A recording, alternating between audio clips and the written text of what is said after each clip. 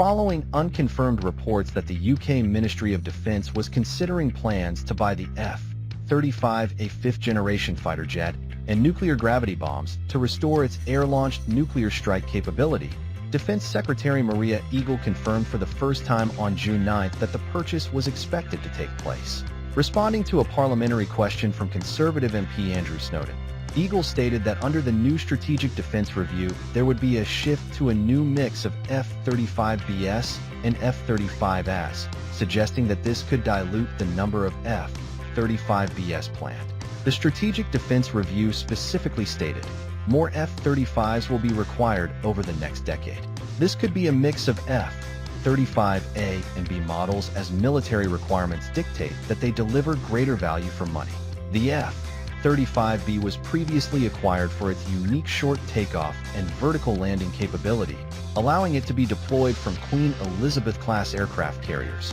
which lacked the catapult launch systems or arrestor equipment required to operate other types of fixed-wing aircraft. The much larger contribution made by UK industry to the production of the F-35B variant compared to the F-35A is also thought to have been a significant factor in the decision to exclusively procure the former. As the expected number of 138 F-35B fighters declined from the early 2010s, the F-35A procurement has been discussed several times and has been openly supported by senior officers in the Royal Air Force. The F-35B is around 50% more expensive to acquire, has much higher operating costs and lower availability rates, and is much more limited in its combat potential and range. The lower cost of the F-35A would allow the Royal Air Force to expand its fleet of fifth-generation fighters at a much more affordable cost, while the aircraft's greater range and weapons bay